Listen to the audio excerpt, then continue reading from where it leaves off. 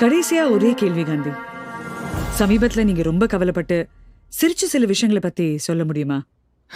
நாடே நிழல சந்திரன் land ஆகலன்னு feel பண்ணிட்டு இருந்தப்ப எங்கள் ஏரியா பசங்க மட்டும் இங்கே தேர்ட் பிளாக் சந்திரன்னு சாக்கடையில் போனவர் சாக்கடையோட போயிட்டாருன்னு அதுக்கும் சேர்த்து ஃபீல் பண்ணிருந்தாங்கன்னு நினைக்கிறப்ப எனக்கு சிரிப்பு தாங்க வருது.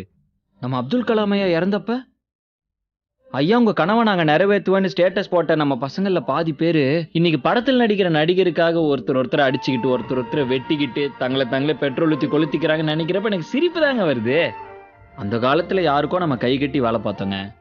இப்போ டை கட்டி வேலை பார்க்குறோம். வேலை செய்கிற இடத்துலயே பாதி வாழ்க்கை முடிஞ்சிருதுங்க. அங்கேருந்து வீட்டுக்கு வர்றதுக்குள்ளே மீதி வாழ்க்கையும் முடிஞ்சிருது. நாடாது வாழ்க்கை நினச்சா அந்த வாழ்க்கையை நினச்சி எனக்கு சிரிப்பு தாங்க வருது.